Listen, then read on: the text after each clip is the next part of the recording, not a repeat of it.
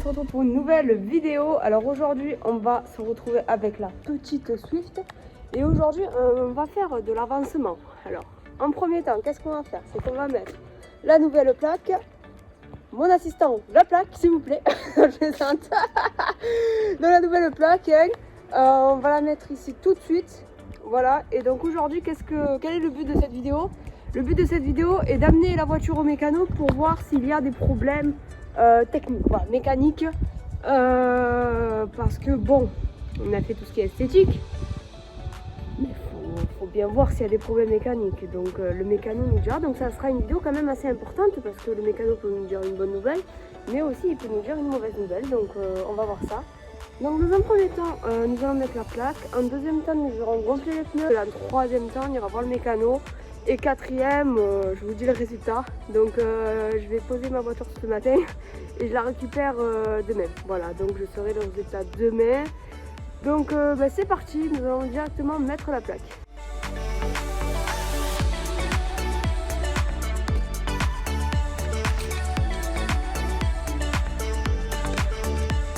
Là.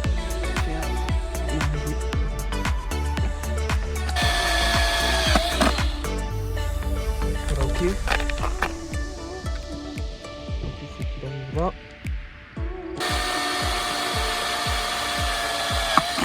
Là. Eh ben c'est simple en fait, ils sont...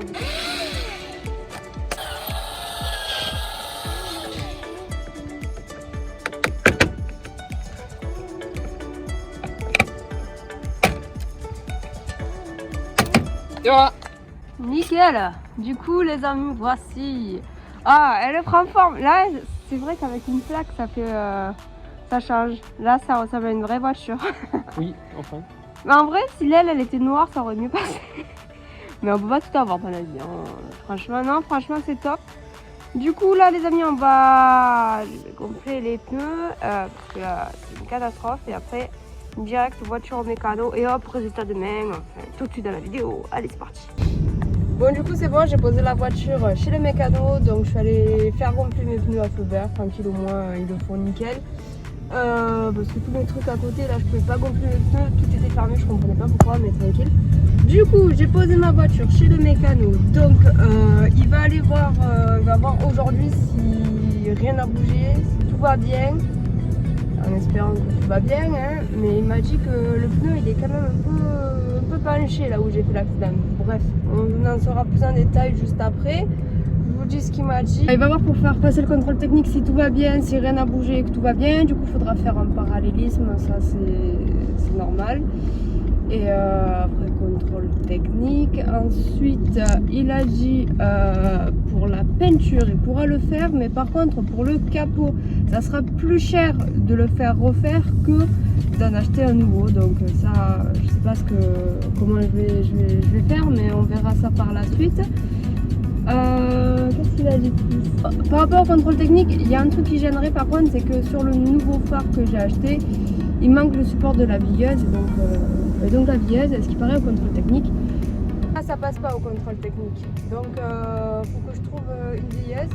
Donc je vais regarder dans le garage s'il m'en reste pas une par rapport à l'ancien phare, parce qu'au nouveau moi il n'y était pas, sinon bah, m'acheter une, hein, pas le choix.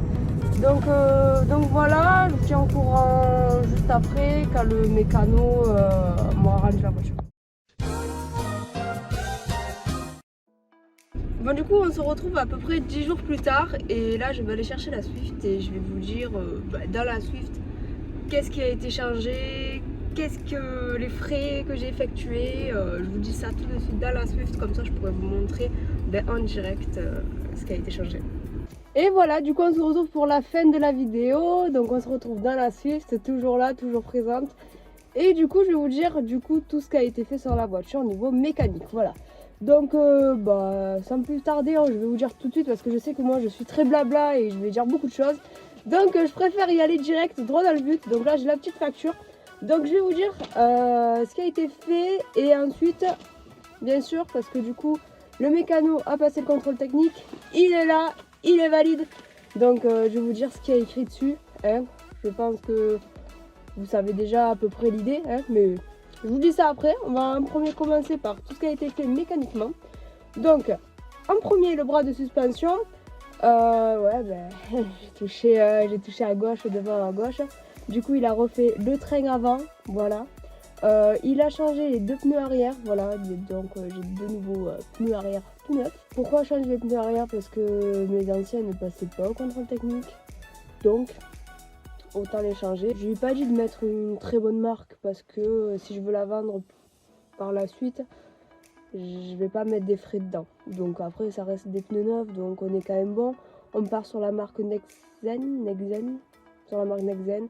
À vrai dire, je la connais pas cette marque, mais je sais pas si c'est bien ou pas, mais bon voilà. Il a fait la rénovation des phares, donc voici un petit aperçu de la rénovation des phares. Vraiment, ils sont propres, ils sont brillants. En plus là, il me l'a offert ça.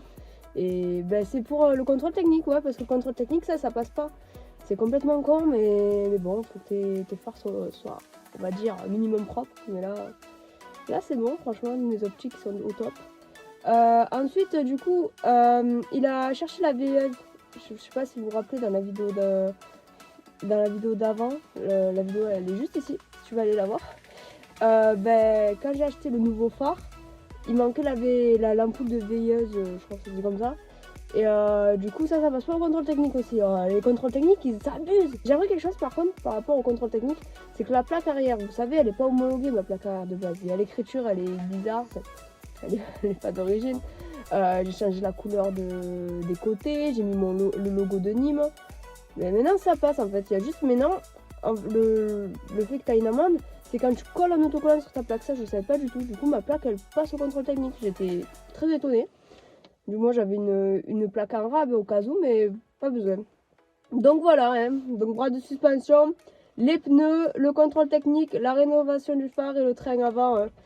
Et ouais, le triangle il était mort, hein, là où j'ai fait l'accident.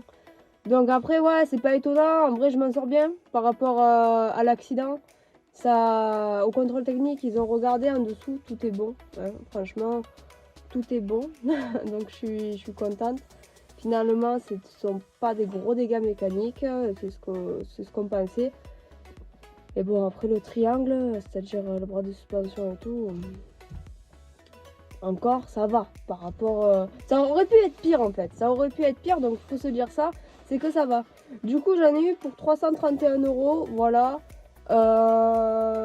Faut se dire qu'il a fait l'équilibrage des roues hein, pour que ça soit parallèle. Donc c'est déjà tous ces trucs là ça vaut cher, donc 331 € c'est raisonnable par rapport à tout ce qu'il a fait avec les pneus et tout. Franchement c'est top, les canaux là ils sont top. Ils sont top, franchement, c'est pour ça que j'amène ma voiture là-bas, hein, forcément, hein, on t'amène à quelqu'un de confiance. Mais bon, c'est vrai qu'avec tout ce qui est mécano, faut faire gaffe. Hein. Du coup, voici le petit contrôle technique, voilà. Donc, défaillance, on n'a que des défaillances mineures, hein. On en a 4 du coup. Ouais, mais c'est que de la carrosserie, voilà. Ça c'est pas étonnant, mais c'est que de la carrosserie, il faut se dire ça.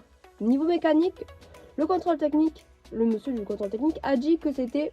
Niveau mécanique, elle était vraiment propre. Ça fait plaisir à entendre. Avec tous les frais que j'ai fait, il peut me dire ça. Donc voilà, donc défaillance mineure, miroir ou dispositif rétroviseur, miroir ou dispositif légèrement endommagé ou mal fixé gauche. Alors ça c'est parce que la coque elle est cassée, voilà. Mais j'ai acheté la voiture comme ça, donc ça fait 2 ans elle est comme ça.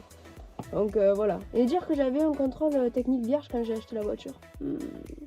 Et ouais, je l'ai acheté dans un garage cette voiture et le mec du garage, vraiment pas sérieux, a fait un contrôle technique truqué sans en parler. Et déjà juste ça, tu vois, ça devrait être son contrôle technique. Enfin bref, j'ai eu que des problèmes quand j'ai acheté la voiture, donc vraiment, c'était vraiment pas sérieux le garage qui me l'a vendu. Voilà, franchement, vous êtes, je vais pas dire le gros mot parce que j'ai du respect, voilà, mais vous m'avez compris. Donc ça, les rétroviseurs. Ensuite, état général du châssis, déformation mineure d'un longeron ou d'une traverse arrière. Donc ça a été comme ça quand j'ai acheté la voiture aussi, évidemment, voilà. Non, pour une fois, c'est pas moi. Oh. Ça peut pas être tout moi. Donc ça, ouais, le châssis derrière, je crois que j'ai une vidéo d'il y a longtemps, quand je mettais la caméra de recul. J'en avais vu, mais voilà, c'est ici la vidéo. Donc ça, ça... Pas étonnant, je le savais, merci. Troisième, état de la cabine de la carrosserie, panneau ou éléments endommagés arrière. Hein, bon, ça, c'est le pare-choc. le pare-choc il est fracassé. Ouais, je vous montre tout, comme ça il y a un peu les détails et tout. Et ouais, ben en fait la fixation, tu peux pas le remettre, la fixation est cassée. Et de toute façon, avant que j'achète la voiture, c'était comme ça. Ils avaient fixé le pare-choc arrière avec des vis. Normalement, c'est pas comme ça, hein. De base comme ça, mais après, j'avoue, j'ai touché. Mais c'était déjà cassé, on va dire. Donc voilà. C'est moi et l'ancienne personne qui l'avait, hein, en gros. Quatrième, autre ouvrant, détérioration avant. Bah, pareil, avant que j'achète la voiture, j'ai pas de vidéo photo par contre de ça parce que j'ai pas démonté l'avant à part mon mécano et il y a une détérioration et il y a le radiateur en fait, on le voit clairement. Ah ben si, je sais pas, peut-être on le voit dans ma dernière vidéo où on a monté le pare-choc. Peut-être, mais voilà, il y a l'avant qui, le radiateur déjà avait pris un coup et tout, pourtant il fonctionne, hein, mais c'est le plus important. Donc voilà, bon, c'est que de la carrosserie. Cette voiture, comme mon mécano a dit, c'est une carte. Il y a, ouais, c'est, ça n'est passé des choses dans cette voiture, même quand je l'avais pas. Je sais pas, c'est une voiture maudite et tout, les gars, mais à un moment donné, je me pose des questions. Mais elle me vaut très cher cette voiture.